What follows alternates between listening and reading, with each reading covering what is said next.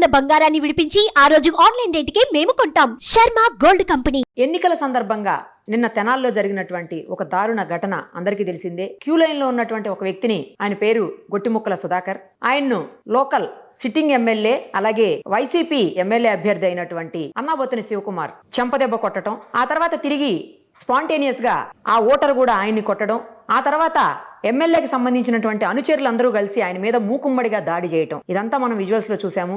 ఆయన తీవ్ర గాయాల పాలై హాస్పిటల్లో ఉన్నారు, బెడ్ మీద. ప్రస్తుతం రిక్వెస్ట్ చేసి ఆయన్ని లైవ్ కాల్లోకి తీసుకొని వచ్చాము. ఎందుకంటే అసలు ఏం జరిగింది, చాలా రకరకాలైనటువంటి వెర్షన్స్ వినిపిస్తున్నాయి. అసలు ఏం జరిగిందో ఆయన నోటితోటే డైరెక్ట్గా ఆయనే చెప్తే బెటర్గా ఉంటుందని చెప్పేసి ఆయన రిక్వెస్ట్ చేసి లైవ్ కాల్లోకి తీసుకొచ్చాం. ఒకసారి ఆయనతో మాట్లాడదాం. సుధాకర్ గారు నమస్తే అండి, ఎలా ఉందండి ఇప్పుడు మీకు? ఓకే, కన్ను బాగా తగిలినట్టుందండి. అదే కంటి దగ్గర తెలుస్తుంది. కొంచెం పర్వాలేదా? ఓకే, అదే అండి. యాక్చువల్లీ ఆయన నిన్న ఈ సంఘటన జరిగిన తర్వాత ఒక వీడియో రిలీజ్ చేశారండి ఎమ్మెల్యే, అదే మాజీ ఎమ్మెల్యే అనాలి ఇప్పుడు. సో ఆయన ఏమని రిలీజ్ చేశారంటే, నన్ను చాలా నానా రకాలైనటువంటి దుర్భాషలు ఆడారు.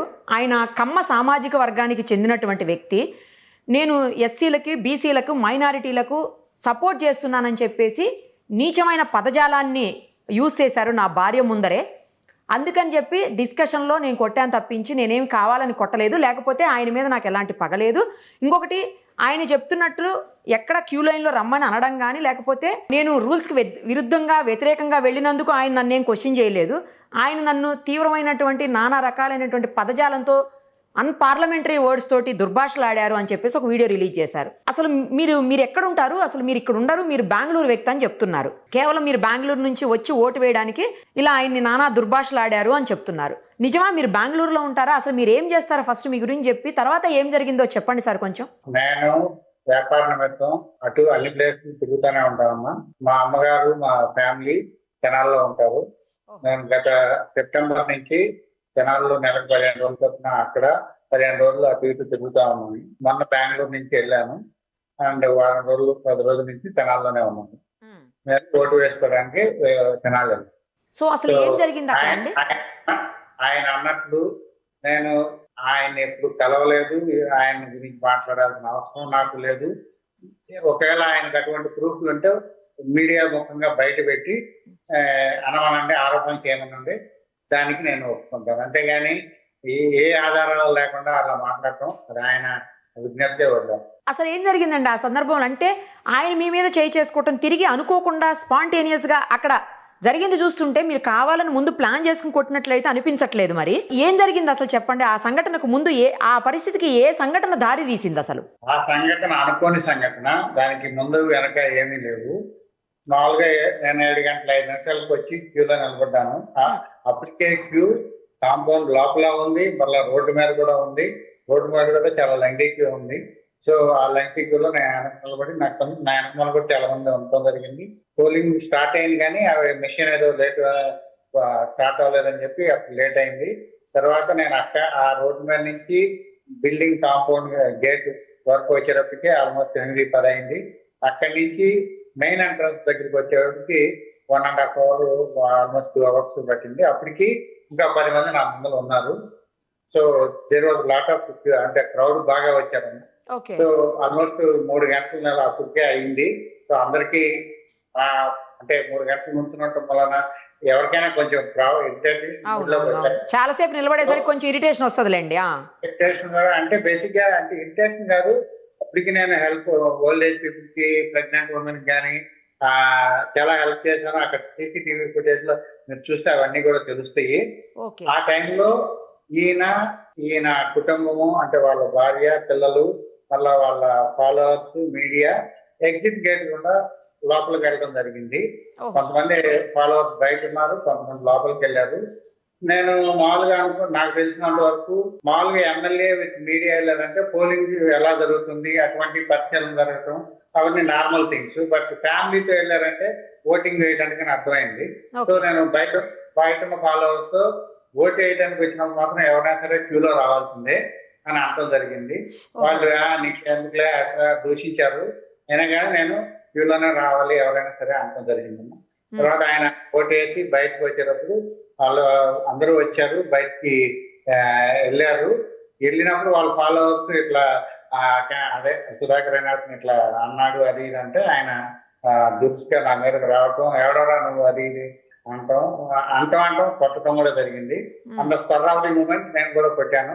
యాక్చువల్గా అది అప్పుడు రియలైజ్ అవ్వలేదు, నేను కొట్టాను కూడా అనుకోలేదు.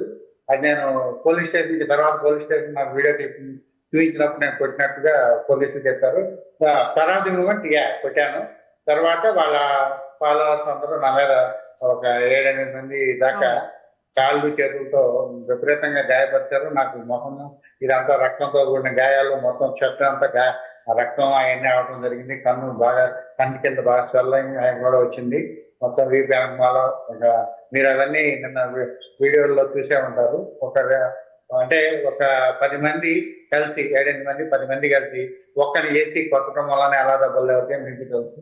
అలా నాకు దెబ్బలు జరిగిన తర్వాత పోలీసులు వచ్చారు. అప్పుడు పోలీసులు వచ్చి సపరేట్ చేశారు. తర్వాత ఇంకా వెళ్దాం పదండి అది ఇదని పోలీసులు అంటే లేదండి, ఆల్మోస్ట్ 3 గంటలు నేను క్యూలో ఉన్నాను, ఎన్ని దెబ్బలు జరిగినా రక్తం కారుతున్నా కానీ నేను ఓటు వేసిన తర్వాతే బయటకు వస్తాను, అప్పుడు దాకా నేను రాను అన్నాను. రక్తం కారుతాను కదండి వెళ్దామని కూడా వాళ్ళు అంటే లేదు నేను ఓటు వేస్తే వస్తాను ఎంత కూడా అని చెప్పి అంటే అప్పుడు పోలీసులు నన్ను ఎగ్జిట్ గేట్ ద్వారా లోపలికి తీసుకెళ్లి ఓటు వేయించి బయటకు వచ్చేటప్పుడు వాళ్ళు పోలింగ్ బూత్ ఏజెంట్ ఒక అతను దుర్భాషలాటం కూడా జరిగింది. అది మీరు సీసీటీవీ ఫుటేజ్ లో చూడవచ్చు. నేను బయటకు వస్తున్నప్పుడు మళ్ళా వాళ్ళ ఫాలోవర్స్ ఆ ఎగ్జిట్ డోర్ ద్వారా లోపలికి వచ్చి కొట్టడానికి ట్రై చేశారు. నేను అది చూసి డోర్ క్లోజ్ చేసి టవర్ బోల్ట్ గడి పెట్టడం జరిగింది. తర్వాత సిఐ గారితో సార్ ఎంతమంది బయట ఉన్నప్పుడు మీరు ప్రొటెక్షన్ తక్కువ ఉంది, సో మాక్సిమం ప్రొటెక్షన్ ఉంటే ఎందుకంటే చాలా మంది ఫాలోవర్స్ ఉన్నారు కాబట్టి అనవసరమైన గొడవలు అవాయిడ్ చేయడానికి మాక్సిమం ప్రొటెక్షన్ ఎస్పీ గారినైనా పిలవండి, తర్వాత మనం బయటకు వెళ్దామని అన్నాను. అంటే ఒక 2-3 నిమిషాలు లోపల పెట్టి బయట కన్ఫర్మ్ చేసుకుని ప్రొటెక్షన్ బాగా ఉంది అనుకున్నప్పుడు నన్ను బయటకు తీసుకొచ్చి మళ్ళీ అక్కడి నుంచి పోలీసులతో కలిసి నన్ను వ్యాన్ దాకా తీసుకెళ్ళడం జరిగింది. నేను వ్యాన్ లో కూర్చుని తలుపులేసే లోపల వాళ్ళు ఫాలోవర్స్ వచ్చి మళ్ళీ కొట్టడానికి చాలా ప్రయత్నాలు చేశారు. కానీ ఎస్ఐ గారు బాగా హ్యాండిల్ చేసి నన్ను పోలీస్ స్టేషన్ తీసుకెళ్లి మొత్తం అడిగిందంతా అడిగారు ఏం జరిగిందంతా. ఇదేనండి నేను క్యూ లైన్ లో రమ్మని అన్నందుకు వాళ్ళకి అంటే ఎక్కడో దెబ్బతిన్నట్టుంది, అంటే ఎమ్మెల్యే కదా అలా అంతమైన వాట్ ఎవర్ ఇట్ మేబీ అలా అనుకున్నారు. నన్ను కొట్టుకోవడం జరిగింది. నేనైతే కొట్టలేదు అని చెప్పిన అప్పుడే నేను రియలైజ్ అయ్యాను. ఎందుకంటే వాళ్ళు నాకు వీడియో క్లిప్పింగ్ అప్పుడు చూపించారు, లేదు మీరు కూడా కొట్టారంటే okay spur of the moment కొట్టుంటాను, కానీ ఫస్ట్ స్టార్ట్ చేసింది ఆయన, తర్వాత స్పర్ ఆఫ్ ది మూమెంట్ నేను కొట్టినట్టు తెలుస్తానే ఉంది. సో కానీ తర్వాత వాళ్ళ ఫాలోవర్స్ అంటే విపరీతంగా కాళ్ళు చేతులతో తామటం కొట్టడం అలా జరిగిందండి. తర్వాత నా దగ్గర రిటర్న్ కంప్లైంట్ కూడా తీసుకున్నారు. తీసుకొని కాకపోతే అప్పటికే నాకు బాగా నొప్పులు, ఈ స్వెల్లింగ్ మొహం అంతా కంటి కింద అంత బాగా స్వెల్లింగ్ అయ్యేటప్పుడు హాస్పిటల్కి వెళ్దాం ఉన్నారు. కాకపోతే బయట వాళ్ళకి సరైన ప్రొటెక్షన్ లేకపోవడం వల్ల 3.5 గంటలు మనం కూర్చోబెట్టారు లోపలే. నేను మధ్యలో 3-4 సార్లు అడిగాను, సార్ బాగా నొప్పి లేకపోతుంది, కనీసం టాబ్లెట్ అన్నా ఉన్నాను. టాబ్లెట్ ప్రొవైడ్ చేయలేకపోయారు, కానీ 3.5 గంటలు బాగానే చూసుకున్నారు. బయటకు వచ్చిన తర్వాత నాకు అప్పుడు ఎందుకంటే నాకు అప్పుడు దాకా నా దగ్గర మొబైల్, ఎందుకంటే మొబైల్ ఫోన్ నేను తీసుకురాలేదు, పోలింగ్ బూత్ లో మొబైల్ ఫోన్ తీసుకురావద్దన్నారు. బయట ఏం జరుగుతుంది నాకేం తెలియదు. సో బయట నాకు అప్పుడు మీడియా వాళ్ళు ఉన్నారు, వాళ్ళు నా దగ్గర ఇంటర్వ్యూ తీసుకోవడం అవన్నీ కూడా జరిగింది.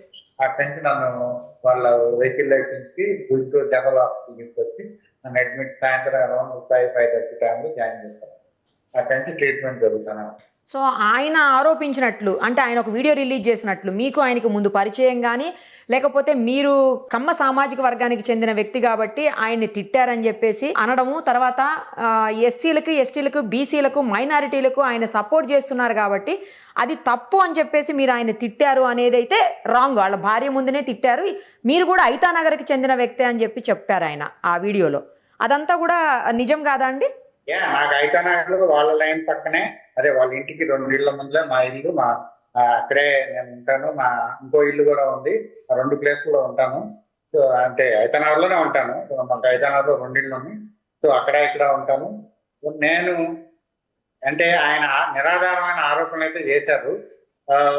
ఆయన ఇది వరకు ఎప్పుడు చేసి ఉంటే నా మీద ఏదో ఒకటి చేసి ఉండేవాళ్ళు కదా, ఇది వరకు ఎప్పుడు చేయలేదు.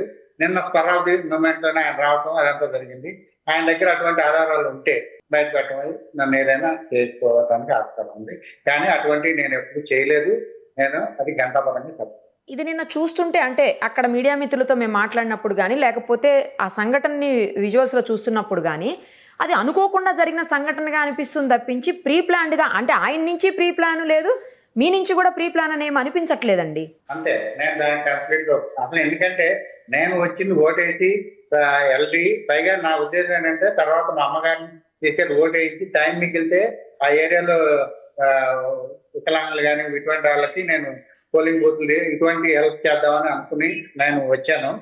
కానీ అనుకోకుండా పోలింగ్ స్టేషన్ అక్కడి నుంచి గొడవ అవటం, తర్వాత పోలీస్ స్టేషన్కి వెళ్ళటం, తర్వాత ఇదంతా అనుకోకుండా జరిగింది.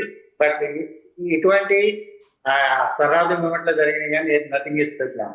ఈ ఇన్సిడెంట్ తర్వాత మీకేమన్నా మళ్ళీ వాళ్ళకి సంబంధించినటువంటి వ్యక్తులు కానీ ఫ్యామిలీ మెంబర్స్ కానీ అనుచరులు కానీ ఎవరైనా ఫోన్ చేయటం, బెదిరించటం, మిమ్మల్ని ఏమన్నా హెచ్చరించడం అట్లాంటిది ఏమన్నా జరిగిందా అండి సుధాకర్ గారు? నాకు అంటే ఇప్పుడు కొంచెం ఒక 2 ఏళ్ల క్రితం తెలిసింది, వాళ్ళ బ్రదర్ వచ్చి ఏదో అన్నారని తెలిసింది. అదే అంటే క్లారిటీ లేదు దాని మీద, చూసుకుందాం అన్నట్టుగా ఏదో అన్నారని తెలిసింది, బట్ క్లారిటీ అయితే లేదు. మీరు ఇప్పుడు ఏమన్నా ప్రొటెక్షన్ అడుగుతున్నారా పోలీసుల్ని? ఎందుకంటే వాళ్ళు కొంచెం పై స్థాయిలో మీకంటే అన్ని రకాలుగా ఎక్కువ స్థాయిలో ఉన్న వ్యక్తులు కాబట్టి మీ జాగ్రత్తలో మీరు ఉండాల్సిన అవసరం ఉంటుంది మీరు చెప్తున్నటువంటి వాటి ప్రకారం చూస్తుంటే.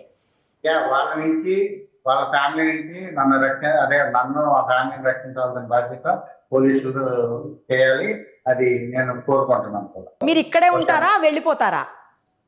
తెలియదమ్మా, అది 2 రోజుల్లో ప్లాన్ చేసుకుంటాం. ఓకే, అయినా డిశ్చార్జ్ కావాలి కదలేండి ఫస్ట్. అదే డిశ్చార్జ్ అయిన తర్వాత ప్లాన్ చేస్తాం. మిమ్మల్ని ఏం కోరుకుంటున్నా అంటే మీరందరూ నాకు ఫుల్ సపోర్ట్ ఇవ్వాలి. తప్పకుండా అండి, తప్పకుండా. మంచి న్యాయం ఎటుంటే 100% మేము అటు ఉంటాం, డౌటే లేదు. ఆల్ ది వెరీ బెస్ట్ అండి. మీరు take care of your health. Okay, right, thank you. Suman టీవీలో మీ పర్సనల్ అండ్ బిజినెస్ ప్రమోషన్స్ కోసం కింది నెంబర్కి కాంటాక్ట్ చేయండి.